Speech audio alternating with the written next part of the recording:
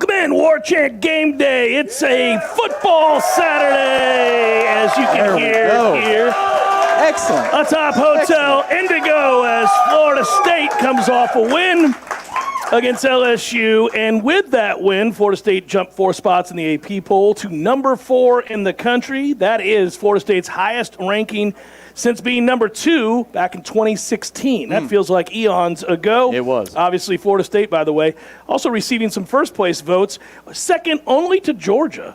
Florida State has the second most first-place votes. Obviously, the most significant win of any team in the country in Week 1. So getting that win propels Florida State into the top 5, and now obviously heavily favored tonight against Southern Miss right here just across the way as we sit atop Hotel Indigo, the beautiful Doak Campbell Stadium. You can see it from here. If you're walking about, milling about, make sure you get in that elevator. Come on up here to the top floor and join your fellow Noles. Good food, good drink, air-conditioned bathrooms. You're all set here. Awesome view.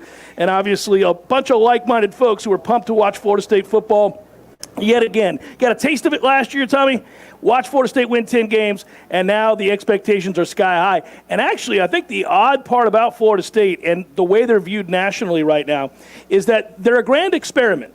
Nobody else in the top 5 is built the way that Florida State has been built. Mike Norvell, understanding the expectations here, the starving fan base that wanted to see some wins, got off to a slow start for a variety of reasons, obviously, at his time here at Florida State, as he inherited a nightmare. Then you had COVID, couldn't go on the road, couldn't recruit, couldn't meet high school coaches. So how were you going to build this team? How were you going to build this roster? He decided to aggressively pursue kids in the transfer portal. But as I've talked about a lot, you have too, he went about it a different way. It wasn't simply, I identify this kid can play, he's better than what I have, let's bring him in. He wanted certain kinds of kids that would buy into a leadership role, certain kinds of kids that obviously could play at a high level, but also kids that would help lead in the locker room. He wanted to try to turn this over to the players as quickly as possible. They say all great locker rooms are led by players, not coaches. And in this situation, he got a bunch of kids to transfer in from a lot of different places and embrace that role and lead and welcome other kids in over the last 2 years. And all of a sudden, Florida State went from a roster that struggled to win games to a roster that a lot of people think can win a championship. And so you are watching the grand experiment play out. How do you build a team? Well, if you have to build it this way, that's one way to do it. Another way to do it is to do it through the high school ranks. But I think he realized he'll only get those high school kids if he starts winning now. He did that with transfer portal players who bought in, and Florida State gets a huge win over LSU in Week 1. National audience, over 10 million people at one point tuning into this football game, and Florida State lays it on LSU 45-24. Sets the scene for today. Yeah, it's justice, the new system for Mike Norvell, because typically there's an express lane for a new coach when they start. It's the new car smell. It's the newness of everything. It's a new message. It's an exciting day, fan base engaged. But Mike Norvell's first season had COVID restrictions. You know, he couldn't have a full stadium. People couldn't travel, didn't want to travel from different states in the country, and you cannot get into high schools. You can't talk to those kids face-to-face, establish the relationships with the coaches face-to-face. So you're behind the 8 ball. How can you speed it up? Well, in 2020, we didn't know what this era was going to be like, but it presents itself as an opportunity. They take it as an opportunity. And yeah, 40 times in verticals matter a lot, but not if it doesn't fit the culture, because you have kids here on campus that are talented, and if they're passed up by somebody who's kind of a knucklehead off of the field, then they're going to say, what gives here, coach? You know, you talk about this standard, you talk about a climb, you talk about leadership, but you don't follow up on what you say. And this team had 2 moments in the last few years in which Mike Norvell was tested. Number 1 was roster construction just to get to wins, period. And then number 2 was just a couple years ago in which they were 0-4, and he had a choice to either double down on what he believes in or change the message. He doubled down, and he won. Look at where we are now. He won. Yeah, he definitely won, and I think that's why he got the buy-in that he did. He was unwavering in his approach to building what he now has here at Florida State, which is a buy-in, but that also is built around sacrifice and understanding that you have to give so that your teammate can succeed, that we all have a certain level of responsibility to each other. And he got that buy-in, and with that, by the way, Florida State obviously got the 10 wins a year ago. Now, this win the other night against LSU changes things. We expected Florida State to be very good. We expected Florida State to be a top 10 caliber team.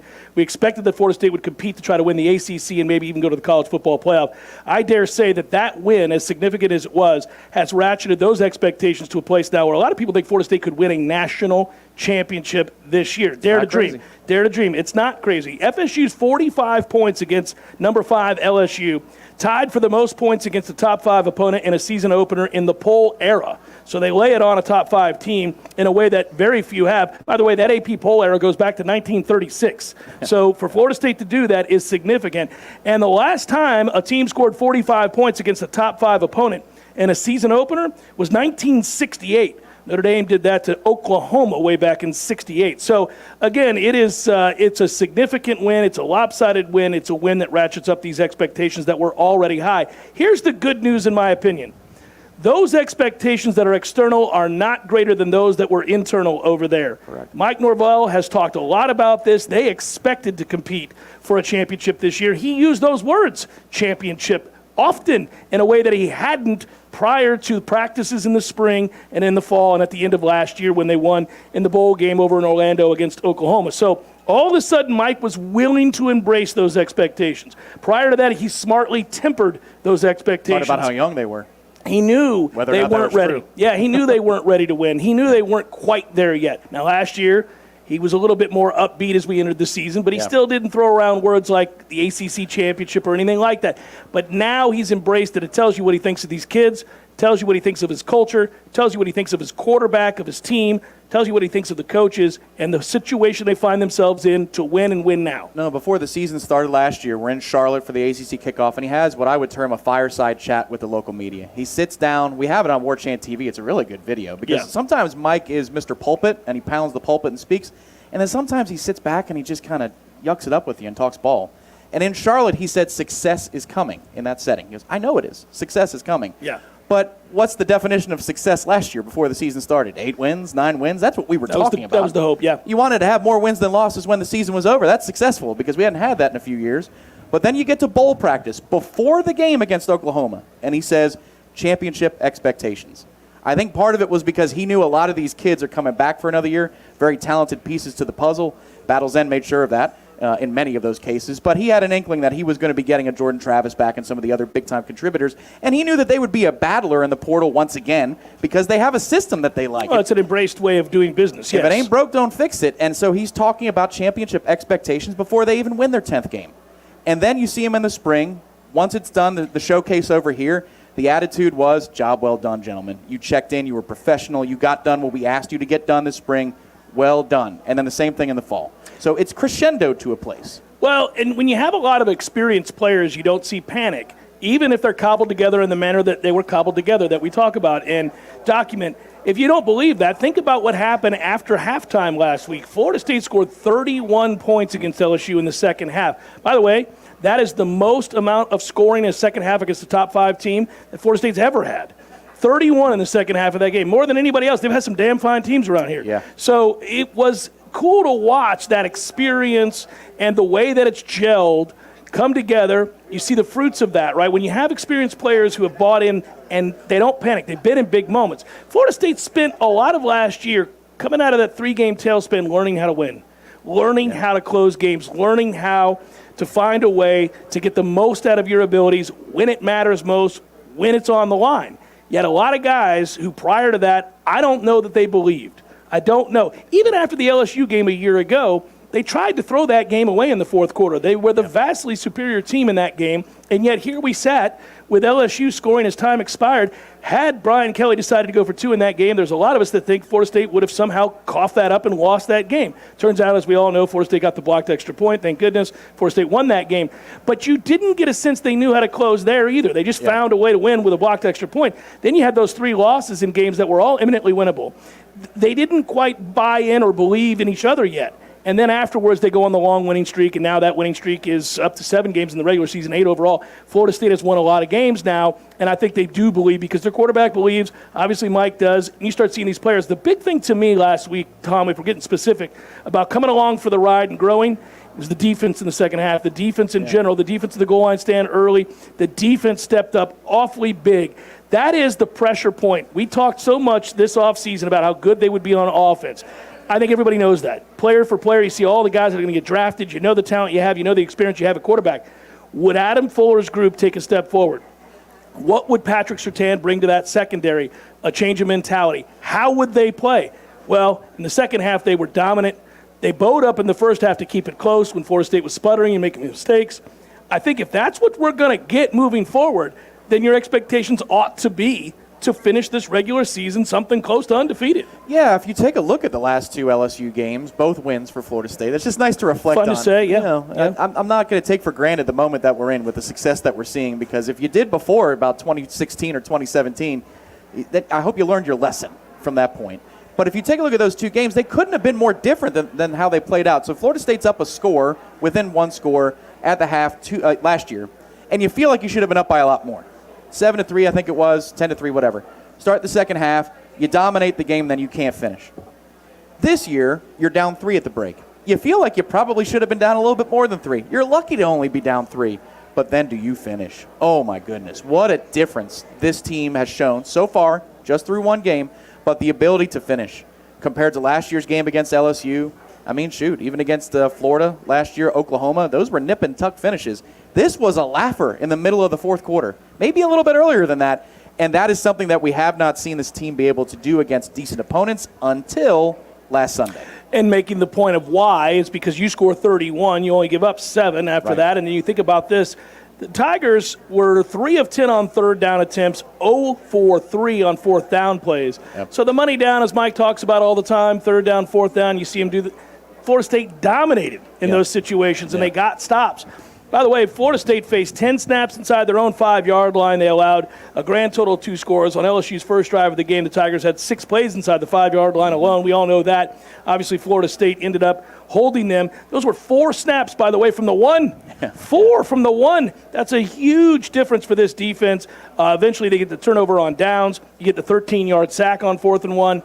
Florida State kind of setting the tone. If this defense plays well again here today, we start to see that confidence grow. It's an interesting team, this team. We talk about the roster and how many guys have played so many meaningful minutes from last year into this year, so many reps. You have 88 different players who've combined for over 1,600 collegiate appearances and 41 that have played in a starting role at different times. That is a ton of experience. It reminds me so much of a March Madness team that has a bunch of fifth-year players that have all played together. The leader at point guard. You know, they won 6 games their first year together, and then they incrementally get better and better, and they're, whatever, like an 8 seed or a 10 seed. Non-Power 5 or whatever you want to call it, non-power program at large. Mid-major. Mid-major, there it is.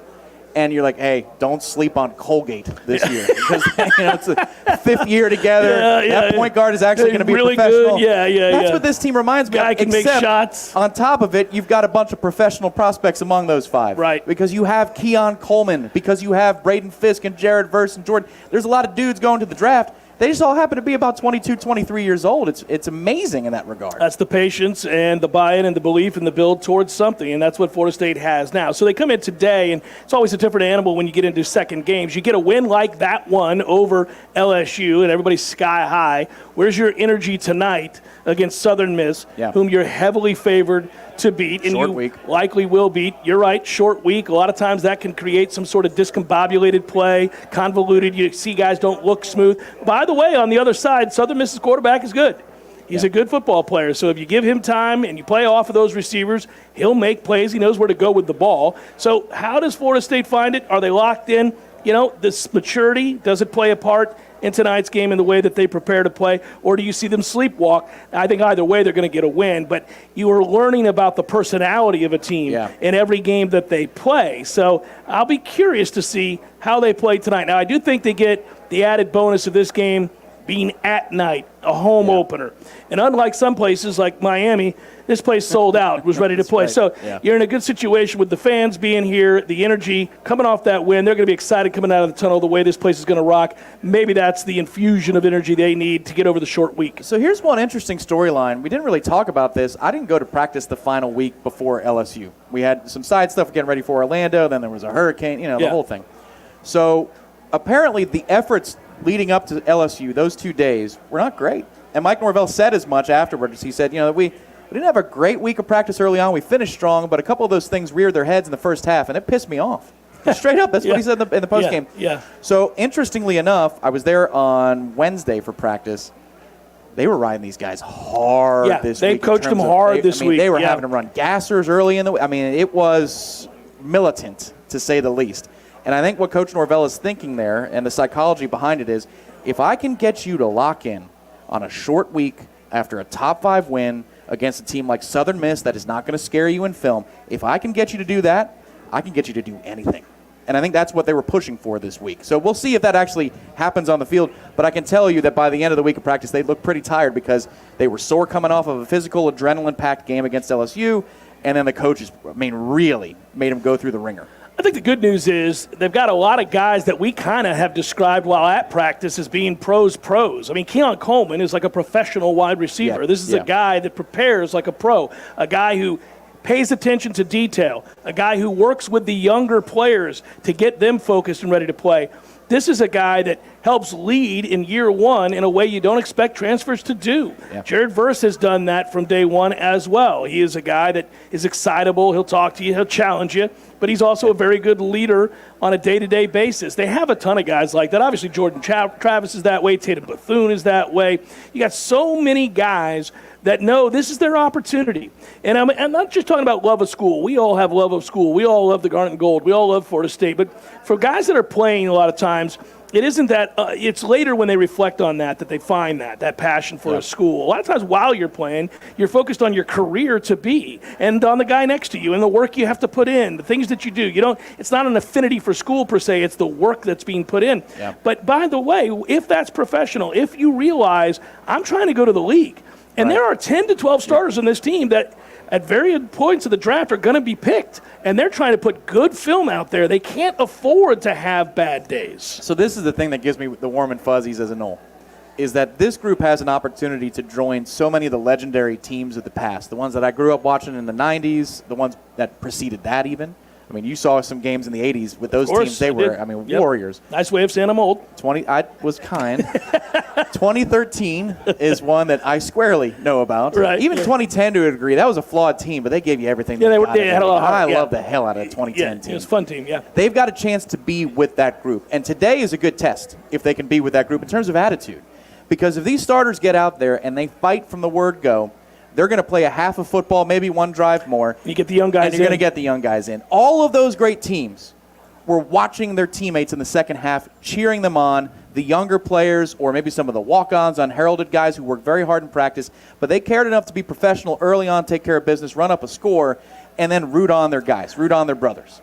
Save the wear and tear on your legs by playing really well, assignment football. You make it a business trip here at home, obviously, but you win the game and you get off the field, or you build a big lead as you're talking about. You get off the field and you let the young guys gain experience. The best programs end up bringing in a lot of guys, whether it's portal or high school alone, and these guys sit behind the starters, obviously, but they get opportunities to play. There's nothing like – you can't really replicate a game in a stadium with the lights on, expectations, the adrenaline, the energy – around a football game is so much different than practice. So if you can get a young kid who has real promise in a game like this and let him get real reps, even if Southern Miss is outmatched, it doesn't matter, because more you do it, the ease you feel with doing a game day, to me, assignment. It's am I going to perform when I have to perform? It's a game now. It's not practice. I miss a play in practice. I get instruction. I get yelled at. I miss a play in a game. I could cost us a touchdown, and this thing changes. Well, and if I'm on the second or third team on offense or defense, after what I saw from Jordan Travis and the crew in the second half, I'm going to be ready every week. I mean, there's a 4-game rule for a red shirt, but if this offense can drop 31 at the drop of a hat on LSU in the second half, you got to be ready to go in and play extended minutes at any time. I hope that happens today. The secondary found out that there's nothing like the game speed. They had one play, and it went for a score for LSU in garbage time. Oops. I bet they want to get back on the field and right that wrong. But I just hope that today is taken seriously enough that we get to see those kids, because, again, that is a shared trait of the great teams in Florida State history, is when you have a chance to step on somebody's neck, you do. And, hell, last year's team did a very good job of that. When they had an outmatched opponent down the stretch, we talked about it. What the hell is this, 6 blowouts in a season? Yeah. Unbelievable. Now can you get your first one today from the word go so that we can see, because there are so many kids we're excited to watch. I would love to see Brock Glenn. I would love to see that secondary again. Some of those young offensive linemen, linebackers, well, think of how deep they are at running back alone. We watched Rodney Hill run over a kid at the end of the game last week. That's a kid we're all excited to watch, to see him get 10 carries. Yeah. I love Keziah Holmes. That's a guy I want to see get in the football game. We've got a lot of these kinds of guys that we watched in practice, and we thought, man, I know he's not the starter, but he's a really good player. Yeah. Let's see what he can do. It's true on defense, too, in that secondary that you're talking about. Absolutely. So that experience is invaluable. By the way, you're listening to Warchant Gameday. We're live atop Hotel Indigo. Lots of our friends here watching said broadcast. Good crowd today. Come on up here if you're in town and you're listening to us and you're walking around. Come to the 7th floor, get yourself a tall cold beer, get you some good food. Register sausage here as well. And also the games are on, so we got TVs here if you want to catch some of the other games. Whatever it is you want to do, make sure you swing on by. It's Warchant Gameday live atop Hotel Indigo. Back for more in just a moment. The finest football program in the state and rolling into 2023 with a Heisman contender. Stay connected with everything Florida State over at the ultimate Seminole sports source, Warchant.com. Expert insight from 5-star Irish O'Fell, the wit and perspective of FSU encyclopedia Corey Clark, the latest on FSU recruiting with entrenched reporter Michael Langston, and the most active community of FSU fans anywhere. Warchant.com is part of the On3 network with a national team of reporters and resources that have created industry-leading consensus recruiting ratings, transfer portal rankings, and NIL analytics. Head over to Warchant.com to take advantage of this offer as FSU heads into a 2023 season with sky-high expectations. There's fun to be had every night at the Corner Pocket. Take-home prizes on Trivia Tuesdays and Beer Bingo Thursdays. And kickstart your weekend with Martini Fridays. Plus, happy hour runs every weekday and game day specials every time the Noles take the field. Watch all the best games at the Corner Pocket's Vegas Wall, featuring 560 inches of flat-screen TV heaven. Oh, really? The best food, the best drinks, and the best place to watch all the games. Tallahassee loves the Corner Pocket. This is all the benefits of being a Warchant subscriber, right? If you're watching right now, you can look along with me. You'll see Garnet and Gold, 10% off, special Warchant Days promos each month with exclusive offers for Warchant.com members, priority access and free gear at Warchant events. That's doing some things, right? Got to do it.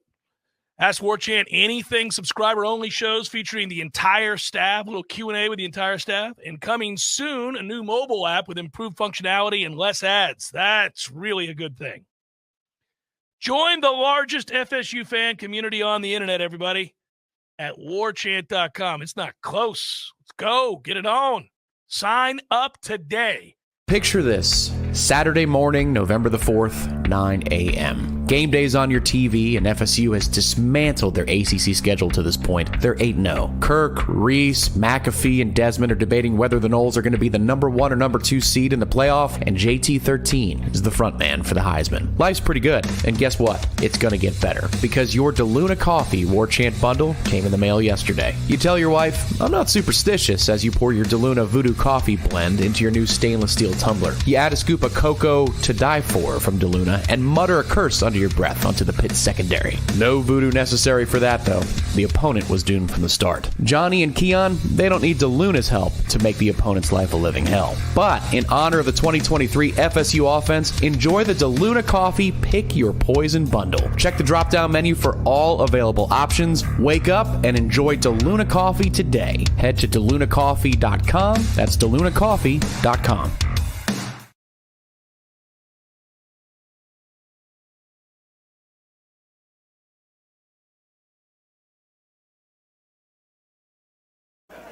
All right, welcome back. Warchant Game Day. We are live. Hotel Indigo. Hey, you go ahead. Cheer all you want. There you go. There you go. There it is. Cheers, everybody. Cheers. Florida State obviously set to do battle here at Doak Campbell Stadium. We mentioned all the experience. That offensive line, by the way, a big part of that. You know, speaking of experience, these two teams have played each other a ton in their histories. You go back, Florida State has played Southern Miss 24 times. 24th time will be today. First time since 2017. The series dates back. Shreveport. Yeah, that's right. Yeah. Shreveport is right. Good old Shreveport. The first time we've played it, though, since 2017. The series goes back to 1952. Get this. Florida State Southern Miss series record, 14-8-1. It's been highly competitive. It's ridiculous. I mean, we all remember the Brett Favre game, but damn it, man, 14-8-1? That's not going to get it done. We won that game in the Independence Bowl that you're referencing, 42-13. Won that game in good old Shreveport, Louisiana. Yeah, if I recall on the sidelines, Colorado's head coach, I don't know who that guy is, but he's like, I'm back. I'm like, oh, yeah. Okay. He was for about an hour. That's great. For about an hour. What are you going to do? First trip to Tallahassee for Southern Miss since 1996. Florida State won that game 54-14, and I was there. I'm sure you were. There you go. Yeah. Did you stay for the whole game? I doubt it. I doubt it. In 1996, I doubt it. Yeah, I don't think so. Back I wasn't to the tailgate lots? Probably back to the tailgate lots Back with my to dad AJ's? and all my friends and all that good stuff. But again, we talk about the connections. There's a lot of them. Southern Miss. Will Hall is a coach. He's the tight ends coach. He coached for Mike Norvell at Memphis. They know each other very, very well during the 2018 campaign. They reached the AAC championship that year, played in the Birmingham Bowl, and there's other connections, too, that go way back. Coach Hall, by the way, that aforementioned, came to the Bobby Bowden football camp, youth camp back in the day. So he's got a lot of love for Florida State, and there's other assistants. But how about Patrick Surtain, who was an All-American at Southern Miss, Florida State's coach now in the secondary, obviously. And I remember his career vividly. He was a phenomenal player. And now his son is a phenomenal player. So I did it. I went back and I watched Southern Miss against Alcorn, at least the condensed version, about 25 minutes worth of And you saw video. that quarterback was good. It's good. He is good. If you play soft zone and He'll hit you. and you're not improved in that area, he knows where to go with the football before the snap. This is the antithesis of the Daniels question for this defense. This is somebody who can sit back, make pre-snap reads, and only throw. He's not much of a threat on the ground. They've got speedy athletes that can help them from the perimeter. The question is, how much space are they going to be generating? The secondary is aggressive. They get downhill, so in one-on-one situations, we should win them. But I think you'll be surprised, not pleasantly, but you'll be surprised with how aggressive they are. I just think we can run all over them. That's the thing that we're if you play a team like this, there is a glaring weakness relative to a Florida State, a top 5 team. I think if Florida State chooses to run the football today, they will be able to do so at will. I am really interested to see, though, what the coaching staff has drummed up today, both on offense and on defense. You could go a lot of ways. Dare I say, without disrespecting the opponent, you can work on some things. I want to see if they choose to do that or if they say, nope, vanilla, simplify, do what you're supposed to do, play tough, and get off the field. I like the latter. I do, too. I don't like experimenting. The last time we experimented and wanted to have some fun and work on some things, we got ourselves in trouble. This is a much better version of an offense to do that with, and you wouldn't have 2 quarterbacks in the backfield at the same time like we did that grand night. But, yeah, I would just say this. Florida State should be about business. This should be about taking care of business, dominating this football game, and giving other guys opportunities. You got to build quality depth, and you got to do that by letting kids play in games, as we were mentioning. Let's catch up on the chat. We know we have a lot of guys that have contributed and asked questions along the way. I can't see that. You can see that. Yeah, let's talk to me about who that is, and let's make sure we get to some of Our these. thanks to the Never Lose Your Nerd. He's a game day always specialist. Always, He just says he's in from Dallas saying hello. So thank you. That's what Warchant TV does. If you're joining us right now, you've never been here before, hit the like button underneath, subscribe to the channel. You won't be disappointed. James B. in the house. Always. He says he wishes he was here. Sorry, I'm not there. Any chance we come out sluggish tonight is the question, or do you expect excellence right off the bat? No, they could come out sluggish. I wouldn't be surprised by it. I'm not saying they will, but it would not shock me at all. Again, a short week makes everything difficult. You're coming off a sky-high performance in which the adrenaline had to have been through the roof against LSU.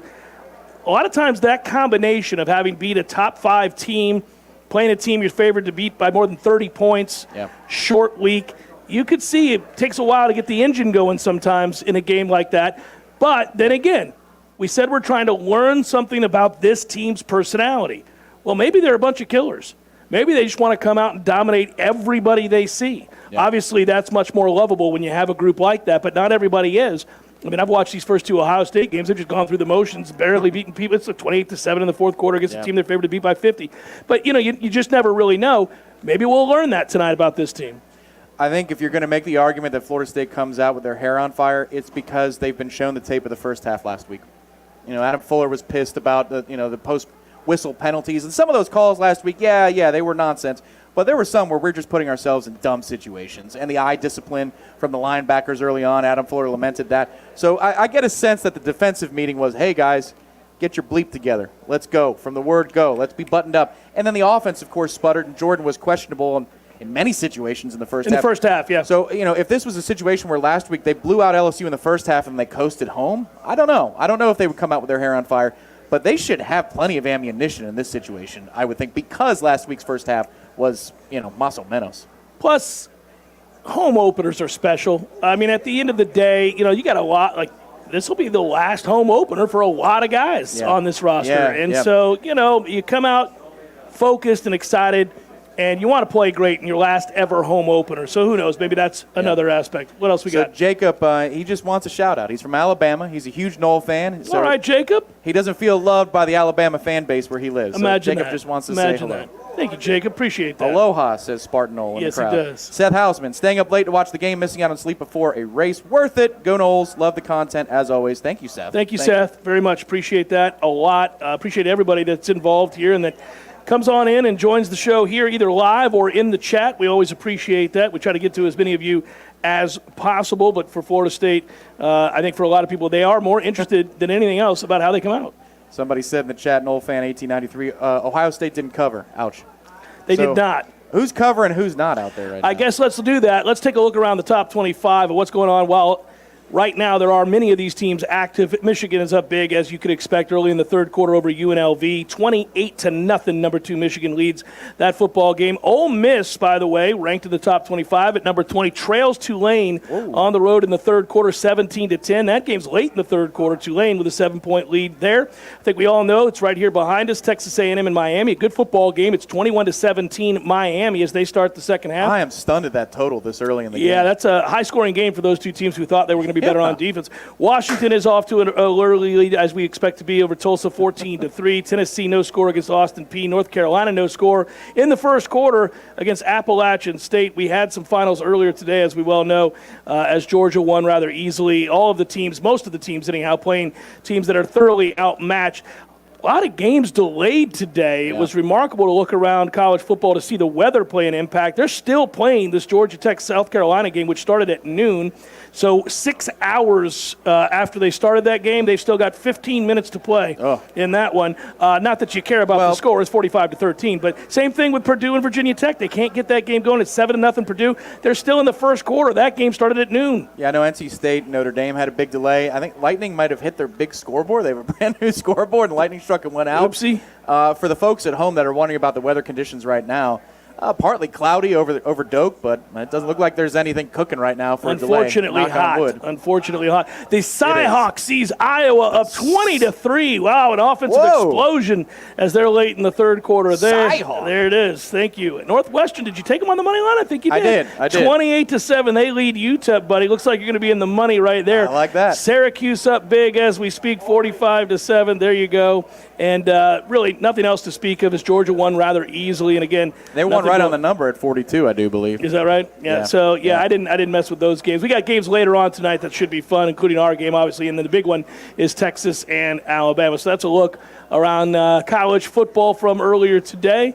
No shocking surprises, although it'll be interesting to see if Tulane can hold on and beat Ole Miss right off the bat. That'd be a good win. That was a 10-point number beforehand. Yeah. So for Florida State today, just it's not always about gambling, but it gives you an idea of what the Sharps, who are in the business of making money, think about this game. 31 is where that number has hovered, but the total was only at 53. So I feel like Florida State's going to get there by themselves. I almost had Florida State. I know I had Florida State in the 50s in my score prediction. Correct. So obviously I'm taking the over on that total. That's an interesting total. Yeah, it is, because that tells me that they believe, maybe they've gotten word, because these people have ears on the ground everywhere, that they think that Florida State is going to be about running the football. Again, this is something that's in the new age of college football where the clock keeps running unless you're in the final 2 minutes of each half. So these games can move quickly if you decide to do that. I wonder, though, you got to get some work in. You got to continue to get work in. Clemson is 2 weeks away. I know there's blood in the water up there, and we're all laughing at them right now. But still, that's going to be a different team that we see in 2 weeks' time. Tough half for Clemson today as they went into their fans had to be irate. It was 21-17 against Charleston Southern at half. Yeah. Clemson blew them out in the second half, as one would expect. But still, that's not a good look. I enjoy that as much as the next guy, but you're going to get a stiff challenge up there in a couple of weeks. So if you don't, then be pleasantly surprised. Oh, yeah. But get all the work you can in. Take it very seriously. I think that they need to work on, obviously, tightening up a few things of how they come out. The passing game looked disjointed early last week. Jordan had some easy misses. I think some of that was adrenaline. He said as much, that they were butterflies. But there were also some things with Trey Benson where clearly he was not looking in the place that the scheme was blocking up for him. So you got to get him right and get him going. Rodney Hill, Mike Norvell could not have been more glowing about in the postgame because of the thunderous hit late for Rodney. But they said he was limited in camp. He's coming around, and that puts closure on things because we cannot talk about injuries as part of our media protocol. But injuries were a story for Rodney Hill, and that's why he was as low as he was in the depth chart. I'll bet you he gets more carries early today, and they want to get a couple other guys going as well.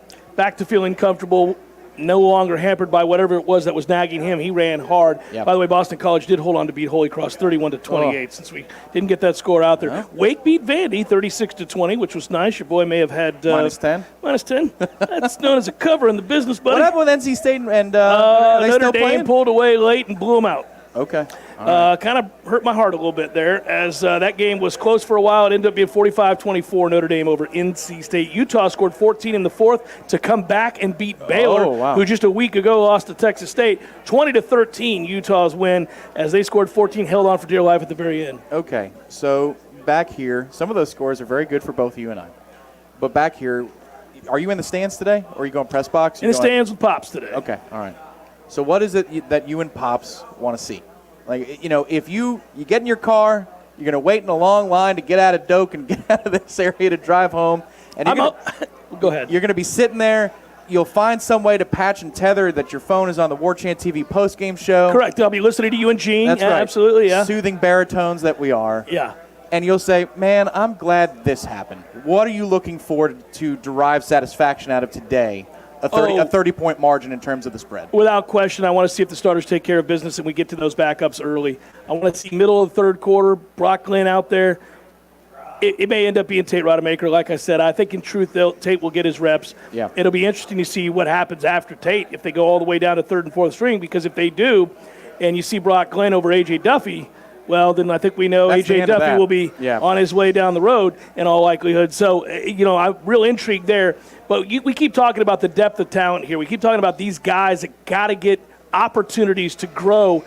This is what good teams do. Good teams play a ton of guys. Yeah. Unfortunately, I had the ability to document Clemson's rise to stardom. And one of the things I started noticing early on when they got good was what a good job they did of playing their 5-star and 4-star kids that were freshmen.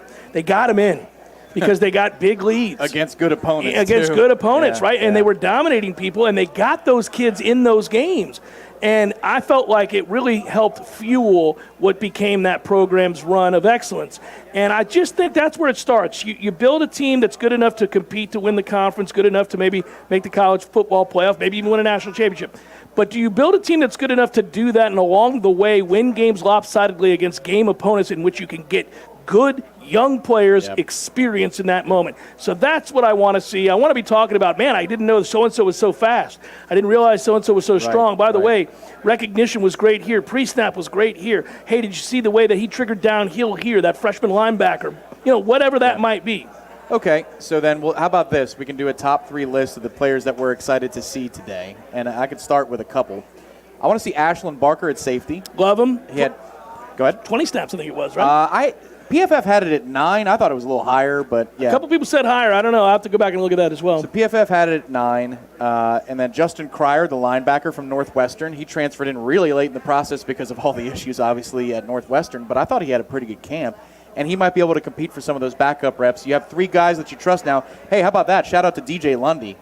Played a solid game last week. Great game. Really proud of him. And a signature moment for him on the 4th down stop. Is it a coverage sack? Yeah, but you're the man that's there to make sure that it is a sack. He plowed through a blocker to do it. Yes. Yeah, absolutely. Kept fighting, yeah.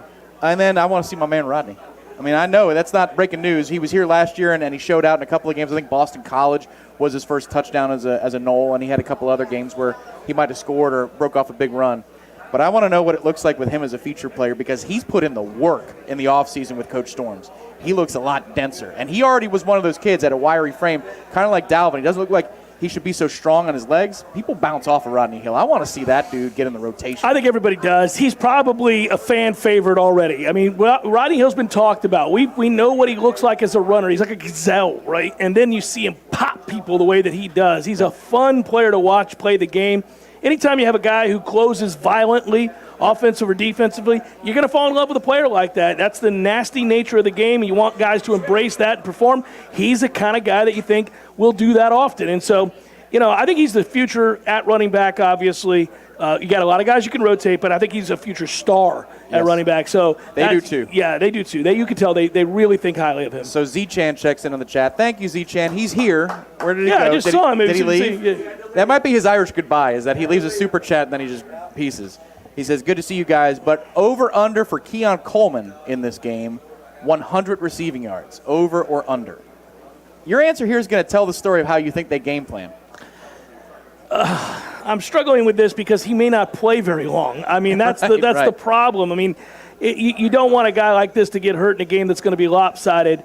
What if he has 2 catches, 57 yards, and a touchdown in the first half, and they're up by 30? You think they're going to have Keon Coleman out there running a bunch of routes? So that's the hard part of this. I'll say over because he's a superstar, and I just don't think anybody can guard him. So maybe 2 long passes equate to that. But he's a guy that I wouldn't be surprised. This is a fence-sitting answer, but I wouldn't be surprised if they shut him down pretty early in the third quarter. So I don't know if he'll be out there long enough. What does he have to prove after last week? I mean, he's a superstar. He's a superstar. Okay, so let's just do it this way. He reaches 100 yards with how many targets?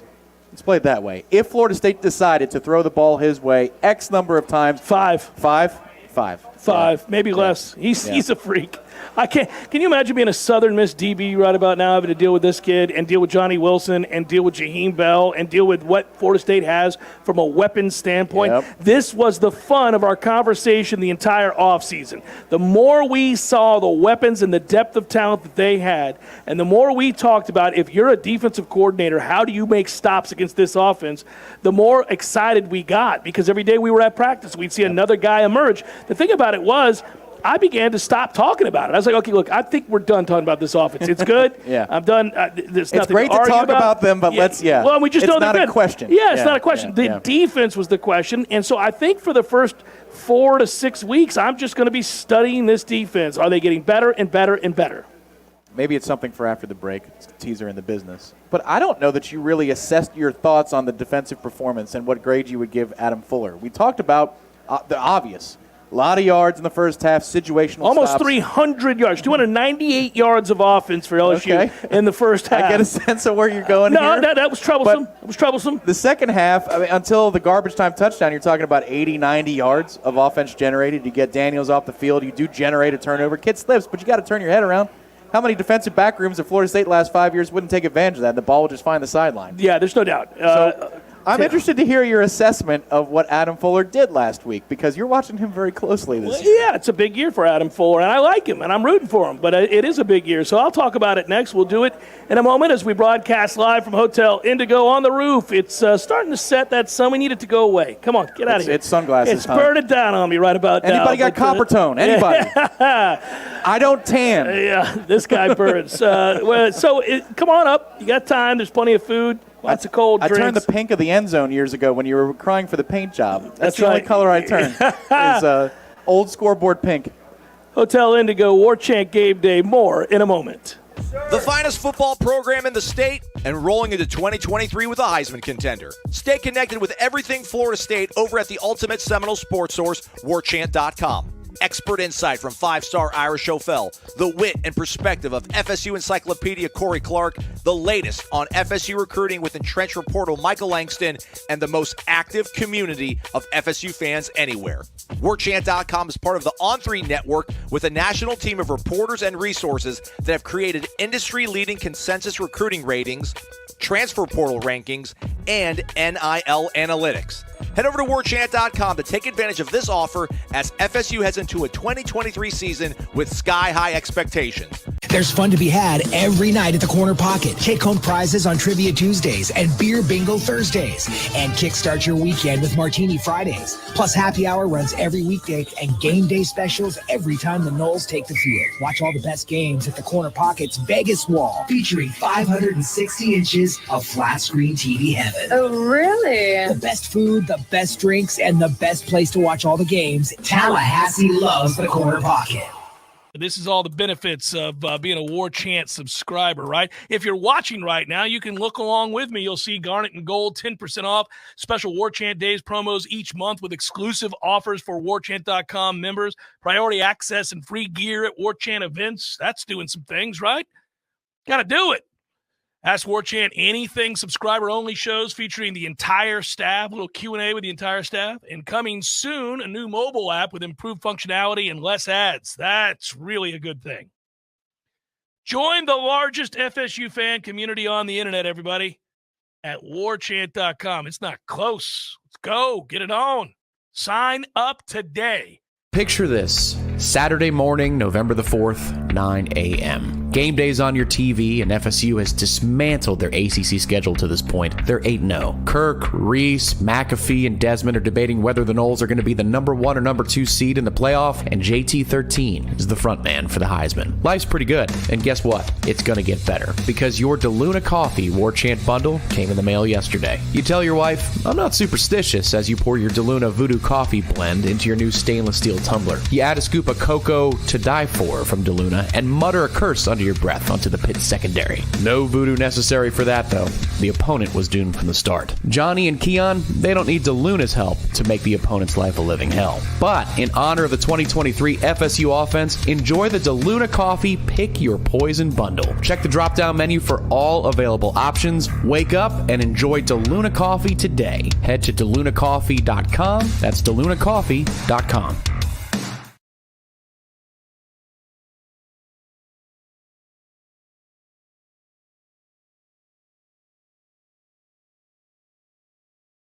Going to lose 10 pounds atop Hotel Indigo as we broadcast live here. It's Warchant Game Day. They keep drinking the lagers. Woo, my goodness gracious. But it's good to be here, and it is the best view in all of Tallahassee. You won't find a pregame show with a view like this. This is perfect. You look out over there, you've got the intramural fields filling up. It's a sellout tonight. Doak Campbell Stadium looking beautiful in the background.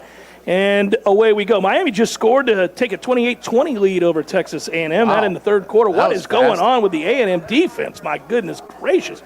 Miami's discovered something.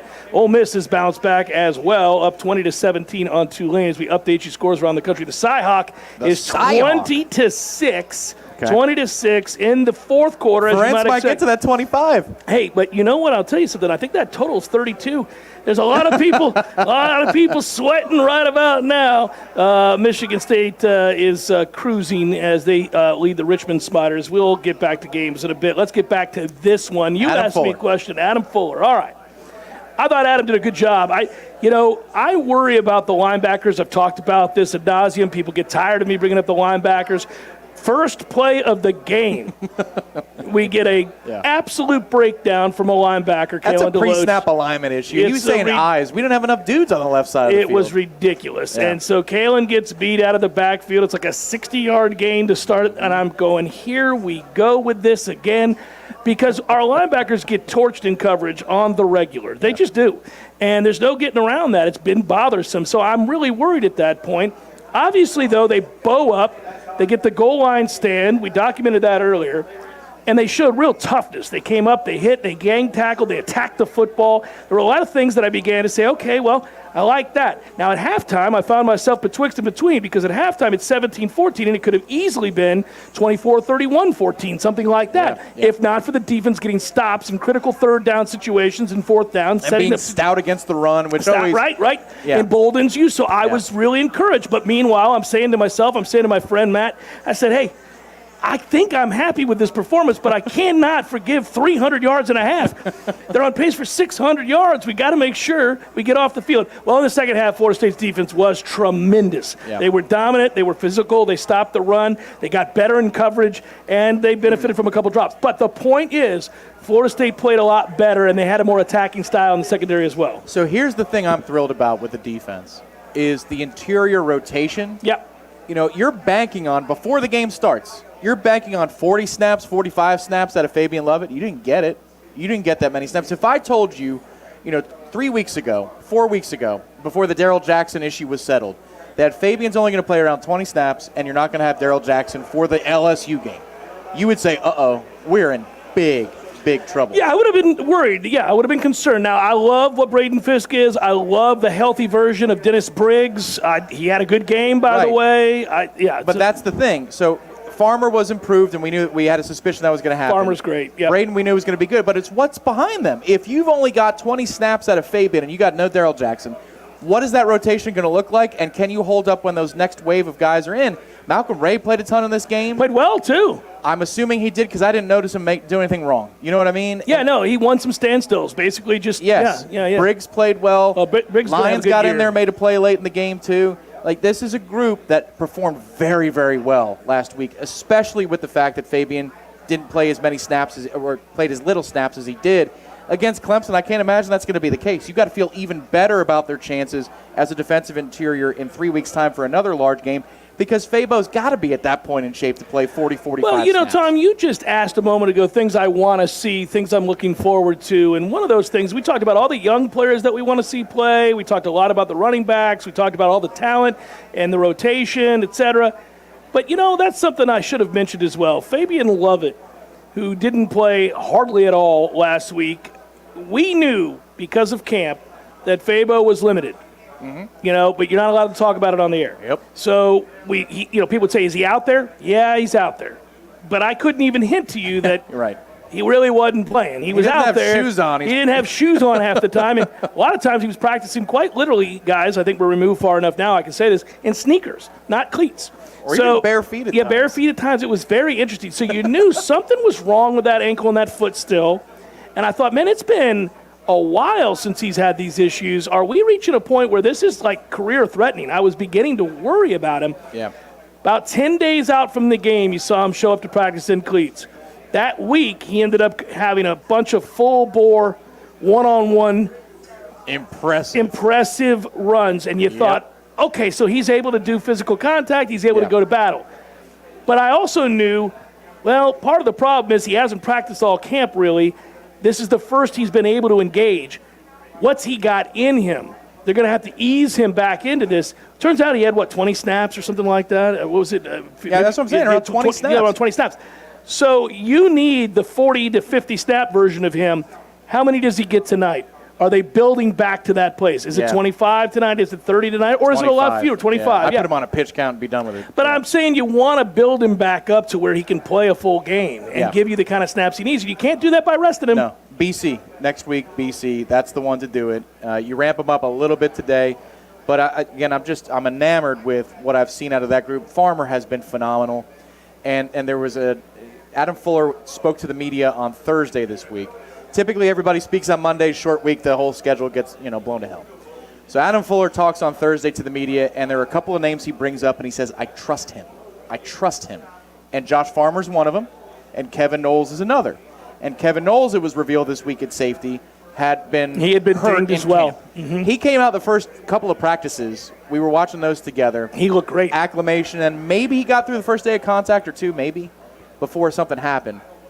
And he was awesome. I thought he was, next to Shaheem Brown, absolutely your best option at safety. At any rate, he's been full speed this week. Mike Norvell went on record about that, so we're not breaking any trust.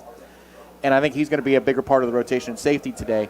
But the point is, when you're talking about defensive interior, Josh Farmer, and safety, Kevin Noles, Adam Fuller doesn't say this word a lot. He doesn't say it with every player, not even close. I trust them. I trust them.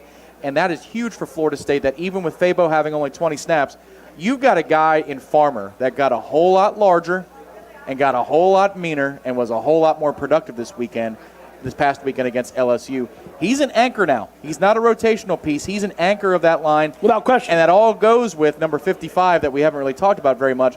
But Braden Fisk was dominant early in this game.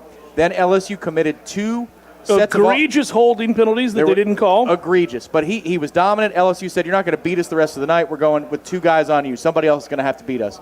At minimum, if he brings that every week and you've got a Fabo that can give you 40 snaps, 45, and Josh, buddy, I know we would love to have Darrell Jackson, but that is a really good situation to be in, especially a couple of weeks out from Clemson. Is there a chance we're watching a Mac Brown special brew in North Carolina trails Appalachian State late in the second quarter, 10-7? Could be.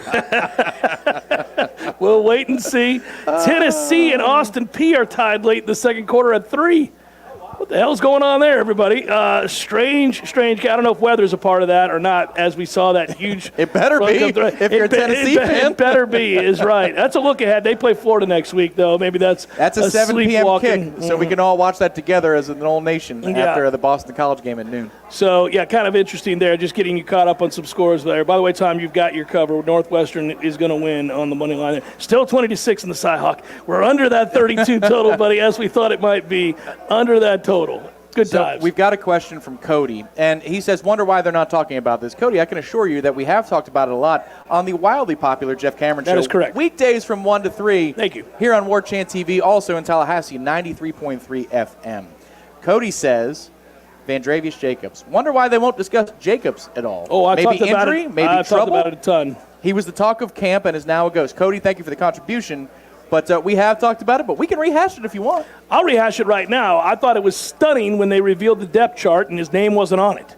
We just start with that. His name wasn't on the depth That's a chart hell of a thing. anywhere. And we went, that's odd since he's one of your better receivers and has been since the spring.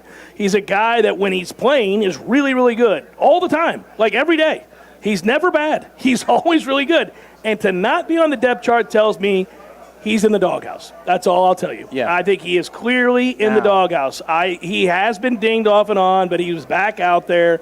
Sure. I think it's doghouse stuff. What I was going to say is, I think still, with all that said, there was no competition for Vandravius in the spring.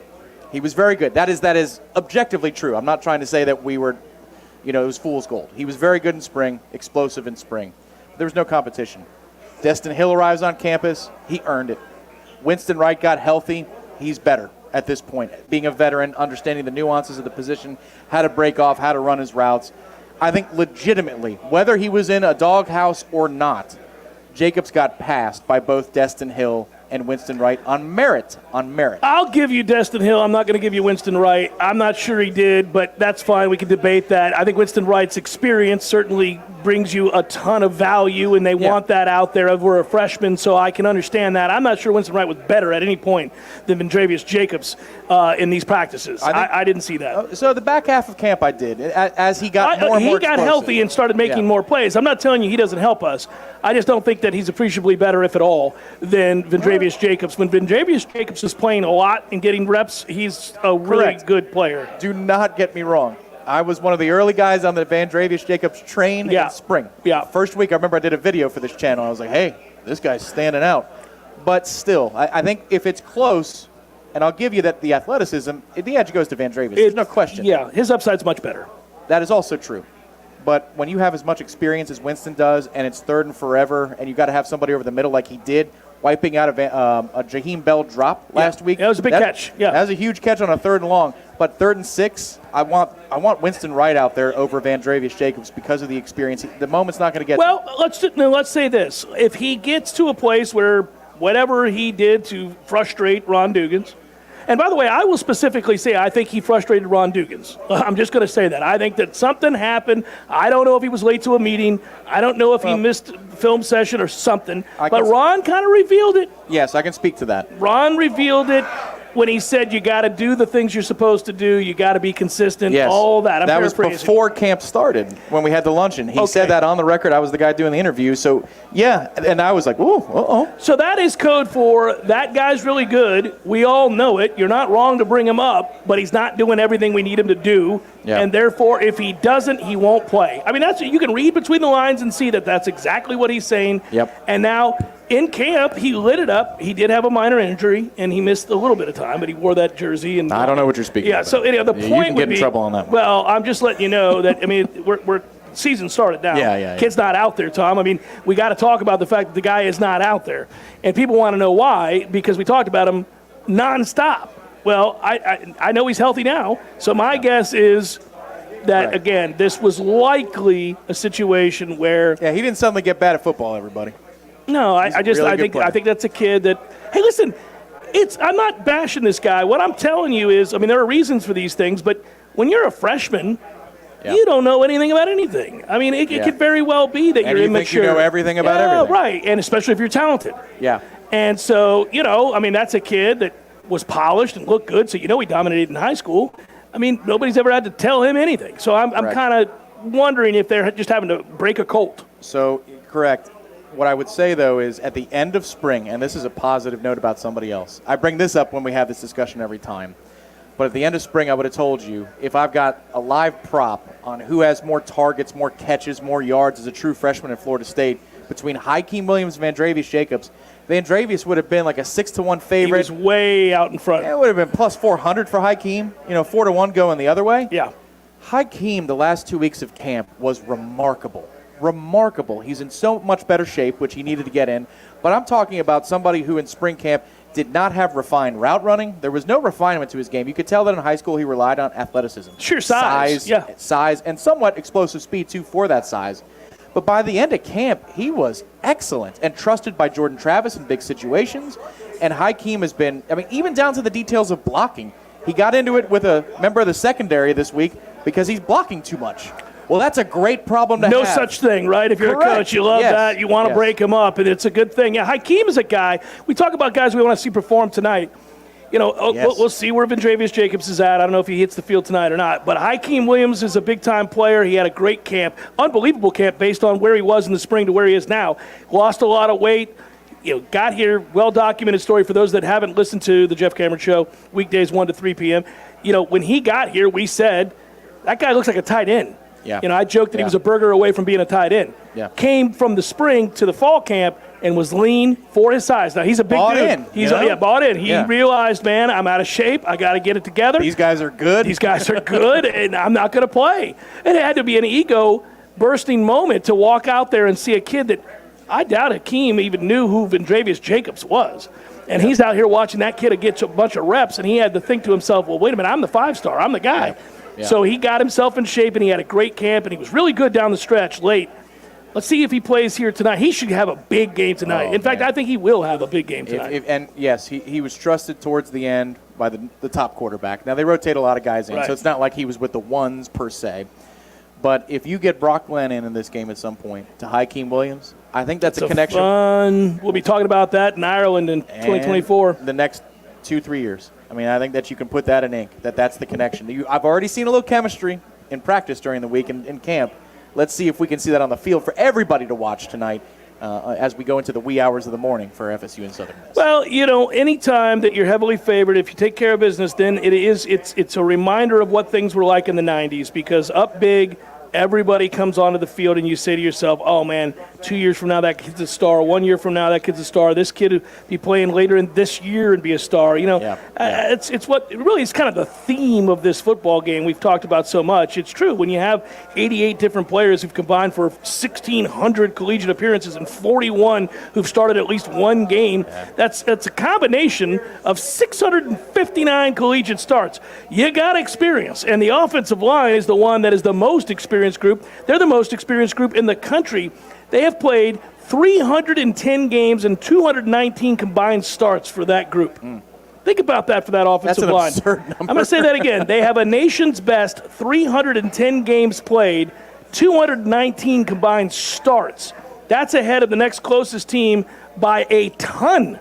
So you've got a lot of options when you have that much of experience, game experience. And that's why we want to hold them to that. Get out there, dominate, and get these kids in the game. Yeah. You got a ton of guys who play a lot of football. Yeah, this is one of those where, Gene does the breakdown, Gene Williams, on Warchant.com on Sunday mornings, the PFF breakdown. And, a lot of those things are about grades, relative performance, and that's all well and good because I think PFF nails a lot. Sometimes they whiff. Like Keon Coleman wasn't rated at the highest level from last week's performance. Yeah. What are you supposed to do? My man had 3 touchdowns, yeah. But participation counts, those charts, when you talk about snaps. I hope we get to say tomorrow morning as we're checking in, and he's going to post that again on warchant.com, but you're saying, how many did Vandrevius play? How many? I saw Goldie out there. How many snaps did he play? Sam Singleton got on the field at running back. Was that 4 snaps, 8 snaps, 10 snaps? Right. How about some of these backup offensive linemen and DNs and all that kind of stuff? I hope tomorrow it's just like a CVS receipt with all of the players listed top to bottom, because that experience, I don't know that you're going to get too many cracks at that before we play some important conference games. Well, in a couple weeks you play Clemson, so this is a chance to do it now. Maybe you get it in the second half. Behind. So you got opportunities here. It's Warchant Gameday live here at Hotel Indigo. We're rooftop. We appreciate everybody coming on out. We hope that you continue to do so. We'll be here for a little less than an hour, I think still more. So we got plenty to come as we get set for Florida State and Southern Miss. Live, Warchant Gameday, Hotel Indigo returns in a moment. The finest football program in the state and rolling into 2023 with a Heisman contender. Stay connected with everything Florida State over at the ultimate Seminole sports source, Warchant.com. Expert insight from five-star Irish O'Fell, the wit and perspective of FSU encyclopedia Corey Clark, the latest on FSU recruiting with entrenched reporter Michael Langston, and the most active community of FSU fans anywhere. Warchant.com is part of the On3 network with a national team of reporters and resources that have created industry-leading consensus recruiting ratings, transfer portal rankings, and NIL analytics. Head over to Warchant.com to take advantage of this offer as FSU heads into a 2023 season with sky-high expectations. There's fun to be had every night at the Corner Pocket. Take-home prizes on Trivia Tuesdays and Beer Bingo Thursdays. And kickstart your weekend with Martini Fridays. Plus, happy hour runs every weekday and game day specials every time the Noles take the field. Watch all the best games at the Corner Pocket's Vegas Wall, featuring 560 inches of flat-screen TV heaven. Oh, really? The best food, the best drinks, and the best place to watch all the games. Tallahassee loves the Corner Pocket. This is all the benefits of being a Warchant subscriber, right? If you're watching right now, you can look along with me. You'll see Garnet and Gold, 10% off, special Warchant Days promos each month with exclusive offers for Warchant.com members, priority access and free gear at Warchant events. That's doing some things, right? Got to do it. Ask Warchant anything subscriber-only shows featuring the entire staff, a little Q&A with the entire staff, and coming soon, a new mobile app with improved functionality and less ads. That's really a good thing. Join the largest FSU fan community on the internet, everybody, at Warchant.com. It's not close. Let's go. Get it on. Sign up today.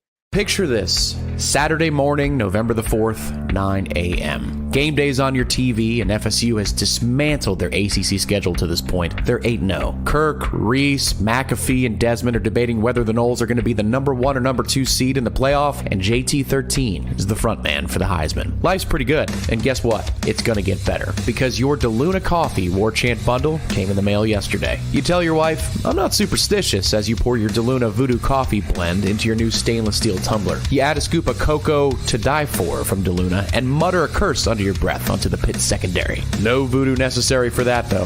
The opponent was doomed from the start. Johnny and Keon, they don't need DeLuna's help to make the opponent's life a living hell. But in honor of the 2023 FSU offense, enjoy the DeLuna Coffee Pick Your Poison bundle. Check the drop-down menu for all available options. Wake up and enjoy DeLuna Coffee today. Head to DeLunaCoffee.com. That's DeLunaCoffee.com.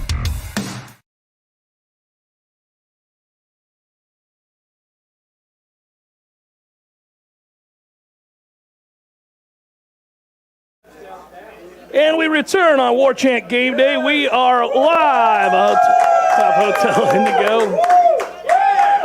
Just so you guys know, we got about another 30 minutes to go, and then we'll be hanging out, having some beers, and watching football with you guys. The reason we only have 30 more minutes is our equipment's about to overheat. It's giving us heat warnings, and so we don't want things to catch on fire. We got a lot of pregame shows to do as the year goes on. So about another 30 minutes here, and we can probably summarize what we think is going to happen in this football game in the next 30 minutes rather easily. I mentioned it's a familiar opponent. Florida State 24 times as of today playing Southern Miss. So we mentioned the quarterback earlier. We talked about facets of the game. We do talk an awful lot about experience and what we want to see happen. Anything else that you want to see on the defensive side of the ball? Because I gave you my impression of what the LSU game was, but is there anybody that you didn't see that you want to see more from? I said Fabo earlier just to see him build back up. Anybody else? Yeah, so, it's Kevin Noles. I do want to see what he looks like in that safety rotation a little bit more. He got in last week. It's just that, you could tell he was something was lingering, and he wasn't able to play free. So I want to see what that looks like when he plays free. But I also want to see the choice of the game plan here. We're not giving away trade secrets to say that they are more multiple in the secondary. We could see that before they even put on shoulder pads in camp. Yeah, a lot more multiple. They find the football a lot more. Talked about this earlier, but how many groups of Florida State corners over the last 5 to 10 years in a situation in which a receiver falls down last week, would they not even be turned around to look for the football? But Bernardo Green was. I think that is a material example of a difference in training. This group goes through drills, this defensive back group in practice, where they go one-on-one as though they were a wide receiver and defensive back. They catch the football. They go through their own red zone passing drills. I hadn't seen that before. Yeah. And they do it a lot. So they value the football. So I want to see if maybe we look a little bit more multiple on defense today, if we try to do some other things, because our game plan against LSU on Sunday was the same as it was the year before. You go one high safety, man-to-man across the board. And Adam Fuller bragged on that a little bit because, in those 4 goal line stands, the 6th down stop, if you will, they're in one-on-one, and if you don't cover, it's a touchdown. Think about the score on Amarian Cooper to set up the blocked extra point last year. It's a one-on-one, and that was pitch and catch for Jaden Daniels for a touchdown. Because of the coverage, we made stops in the passing game early on to have LSU come away with a 0 on their first drive. But do we try to do more than that this week? Do we try to break in some wrinkles, put some more things on film so that we can learn from it? But then also maybe a team like Clemson has to consider that we're not just a one-trick pony who's going to play man across the board. We've been begging for this for some time, and I'll get back to the points you're making here. Just want to announce this. I don't know if you guys have seen it come across the thing. Coco Gauff just won the U.S. Open, her first major. The reason that's a big deal, it's good for her. She's an American, but her mom ran track here at FSU. So Coco Gauff wins the U.S. Open for the women. So congratulations, Coco Gauff. That's very, very cool. Back to football. Sorry, I just want to get that out there. That's pretty awesome. But, yeah, I thought all camp that we were going to see a lot of different kinds of formations, zone, back to man, a bunch of different looks. Pass-offs. Correct, because we saw it all through camp. And so we didn't see that the other night against LSU. Not a whole lot. But I love to know that it's in there. And so for me, I think you're right. I think it's a good point you're making. Let's see if they try some things here. You can get into your bag of tricks and end up hurting yourself by not being sure of what you want to do. I think if you want to play press across and just let your defensive line go and win, they're going to do that, and you could get out of here quicker. But I want to see if they want to learn something more. Again, it's not about disrespect to the opponent. No. J-State was disrespect to the opponent. Mackenzie Milton and Jordan Travis lining up in the back. What the hell is that? Silliest thing of all time, yeah. This is a little bit different. This is, okay, we've trained on some of these principles in fall camp. We want to see it in a live game setting with the adrenaline of playing in Doak in front of a packed crowd. And I got to say, I'm very impressed. I don't want to step off a camera. And that's the tailgate lots are huge. Yeah. They're full. They're packed. Yeah. So the moment I knew that this was going to be a very good crowd tonight was last night when we did the meet and greet at Corner Pocket. It was as crowded at Corner Pocket at 5:15 p.m.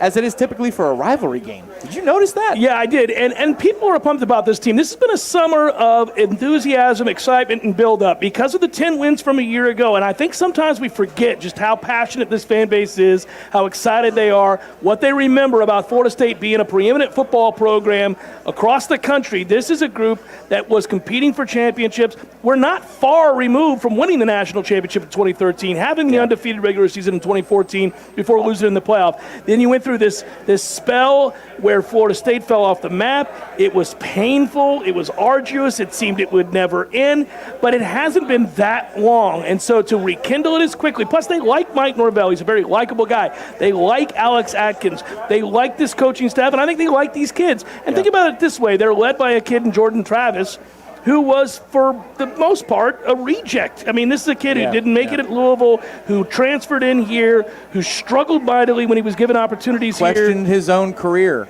All of it. He was this close to changing positions. Yeah. So now he's an easy guy to root for, to watch him come all the way from that to what he is now, a Heisman candidate playing brilliantly in the second half with the nation watching.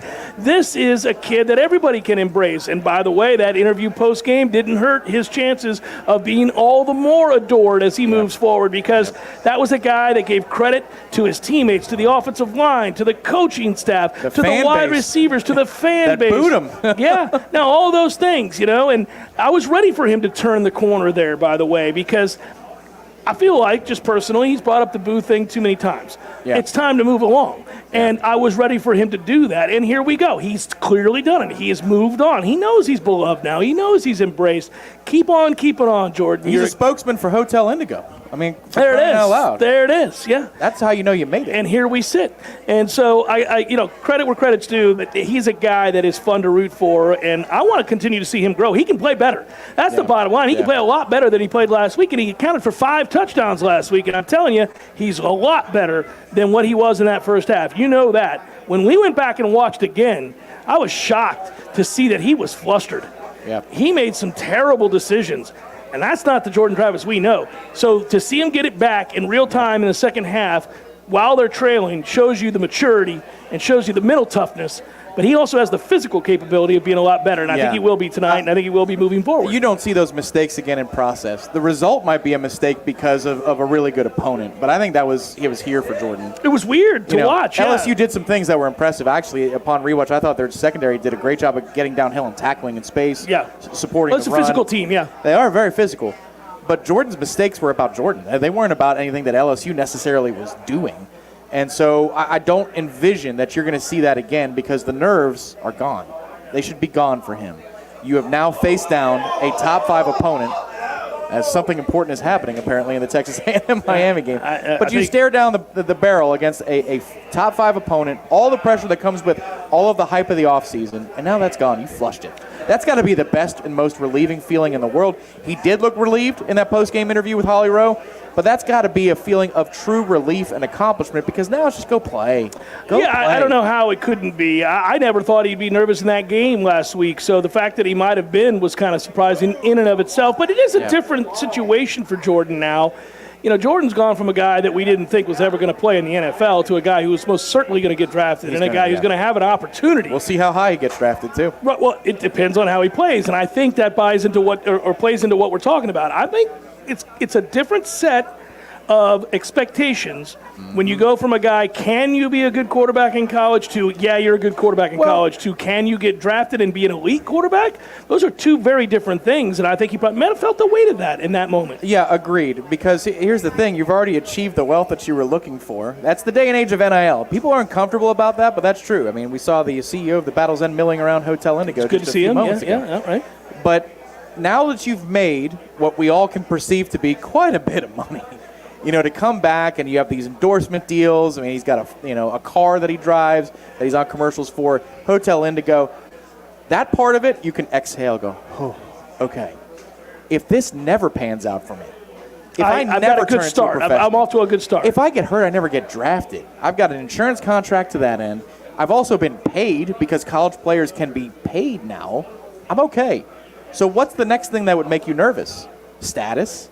Draft status, professional. I mean, like legacy, professional all prospects, those things. yeah, those kinds of things. Right. You can get tied up in that. And I'm not trying to be a psychoanalyst here. I'm just, why else would you be nervous? Because he wasn't nervous for the Florida game last year when all of his teammates were failing him. He wasn't nervous in the LSU game last year before we had ever had a winning season with him at quarterback. Right. So why now? That's the stunning thing about what happened, right? You're going to a different stratosphere. He knows it. He can feel it. He is the front man for one of the best offenses in the country this year. That's what we have in our backyard. Embrace that, but also embrace the leader. Because, a lot of times there's a leader on a team like this you can't stand, like a Baker Mayfield or a Johnny Manziel. And you're like, man, that guy's really good at football.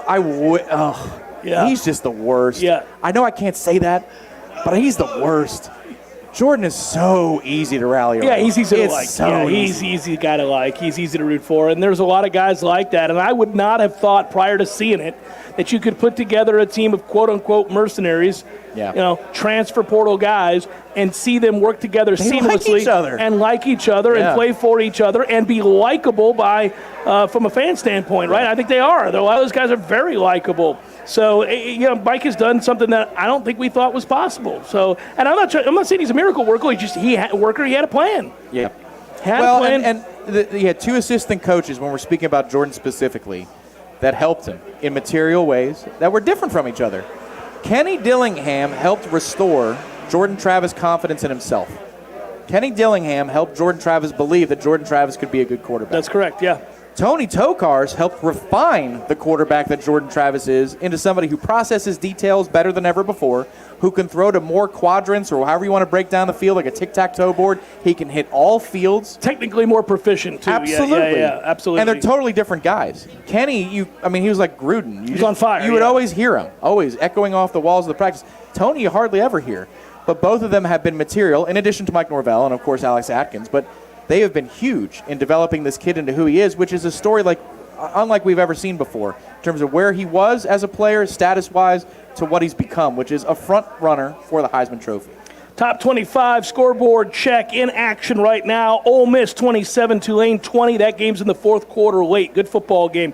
You guys are watching it here at Hotel Indigo on the roof. Miami leads Texas A&M 31-26 as they head to the fourth quarter. Good football game there. They went for 2. Okay. Washington up big on Tulsa, as you would expect, 22-3. Tennessee and Austin Peay are nearly at halftime, tied at 6. Tied at 6 with Austin Peay. Third quarter underway. North Carolina, App State tied at 10. Tied at 10 there. Oklahoma, what's in the water today, guys? Oklahoma leads SMU 7-3 in the second quarter. Close game there. Duke's up on Lafayette in the second quarter, 14-7. Yep. 14-7. It's a strange afternoon All right, of well, football. keep that here. strange crap out of Keep it out of Del here. Campbell Stadium. Nobody wants to see this 10-10 in the second quarter nonsense. Nobody wants. It seems contagious, too, doesn't it? Yeah, sometimes it does. It's Mag Lab, paging the Mag Lab. Keep it away. Very, very strange at this point. Purdue leads Virginia Tech 17-0. As I am not surprised there, I don't suppose. And I suppose that's all the scores we're going to give you right now. So a couple of things. We are not broadcasting from Venus. We are broadcasting from Hotel Indigo, even though it's bright on the camera. We've got about 10 minutes left in the broadcast. Our instruments are starting to overheat. But they are functional enough for me to say thank you to Todd, who submitted a super chat to the program. Thank you, Todd. Jar. He said, next cold one's on me, gents. Well, the next cold 1 or 2 or 3. Thank you, Todd. Very much appreciated. Cheers, Todd. Appreciate you very, very much. Cheers to everybody here as well. You keep talking while I take a sip of beer. There you go. Todd. Well, I'm not going to do the thing I do on the Jeff Cameron show where I talk about hockey when you need a break. Instead, in the last 10 minutes, I'm going to say... You can whistle. Not as good as Millar does. No, he was a whistling Jesse. Yeah. What I will say in the last 10 minutes here, a couple of things. We're promoting tonight, 10 to 15 minutes after the game, the Warchant Gameday post-game show with myself, Gene Williams, powered and brewed by, we're going to go with brewed by this year. DeLuna, baby. DeLuna Coffee. So that starts, we'll go Good old to Ed, good old DeLuna, love it. nice little 1:30 to 2 in the morning action. Check it out right here on Warchant TV. You are a warrior, you and Gene, man. That is something. Dude, the amount of screwdrivers tomorrow for the NFL is going to be amazing. Good times. Good times for the NFL. I may join you over at CP or something. I will tell you where I am. I will Okay, disclose the location. It's like Lee Sterling. I'll drop the pic and you'll just get an email. Yeah, you let me know because I'm kind of curious. I know you're going to have a good time tomorrow, as you should. So the conditions are going to be warm here Yeah, you think? Yeah. A little bit. Even with an 8:30 kick. A little bit, yeah. Although this is beginning to drop. We need this to go ahead and continue to drop down. We'll be all right. We haven't talked about these guys very much because there was a rotation. Some of it was anticipated and some of it was not. But the offensive line performed very well in pass protection against LSU. You know me, I always like to fall back on the trenches if we need to talk about something because I love the trenches and what Alex Atkins has Tom, done really here. quickly, I'm sorry. I want to say this. It wasn't as we thought it would be, meaning the way that it happened. Yep. That was a very interesting set of choices and things that occurred in that game. There was a minor, we think somebody may have tweaked something. It was fascinating to kind of figure out the reasoning for the rotation on the offensive line. But this is why you have great depth. This is why we came into the season singing the praises of this depth. When you go into camp and you have 12 fighting for 5, and it kind of gets whittled down to about 10 that you feel like you could play and get by. 8 that you love, okay? 8 that you love. Yeah. Well, there it is on display in that game against LSU. And you are right, in pass pro, the combination of talent with the offensive line, recognizing who to pick up and who to pass off and all those things. But Jordan Travis buys time better than most. He buys time better than most, and he just seamlessly weaves in and out. It's a beautiful thing to watch. So it's interesting. Yeah, again, watching camp, we would have assumed that Florida State would have more issues in pass pro and be really good in run blocking. LSU was very good at stopping the run, the traditional run, last weekend. Even when our running backs weren't looking in the right place, they still got downhill and made tackles. And then we were very good in pass protection, which I believe to be a really good sign for how good this offensive line can be moving forward in the season. Because, folks, they were shaking pass protection in the middle for camp. So I had said that Braden Fisk to me was a great indicator of a player because he was dominant in camp. If he's not dominant in a game against LSU, then you were going to be nervous. That's bad news on two fronts. Yeah, it means that Braden isn't the player we thought he was, and the offensive line's not as good as we thought they were. Yeah. Correct. Yeah. But to see the offensive line and the interior of it, I know Maurice Smith had a couple of missed assignments, but we were also asking him to block a 3-tech on the opposite side on some actions. We ask a lot from centers. All centers get asked a lot. I thought he got a little overwhelmed at times. He did, but in one-on-one situations, he held up better than I think he did in camp, which is a great indicator about the strength of Florida State's defensive front. And now, to me, my expectations for us in pass pros and offensive line have gone up. Who do you think if he comes out of the game, who do you think plays center? Darius. Yeah, I do too. Yeah. So I think it's Darius as well. But I think what's fascinating is we don't want that. And I'm not saying that he can't play, but I'm saying you don't want Maurice to come out. But there are matchups. That was one of them, and I think Clemson might be one of them. We'll see later in the year against Miami as well and a couple of others that could be problematic for him. Maurice is a technician. He is a very technical offensive lineman. He has to be because he's not overwhelmingly big. He's a strong kid, but he's not all that big, and he has a hard time with guys like Wingo and other guys that are 320 pounds. It's tough when you're a little undersized. You have to do everything right if you don't have the requisite size.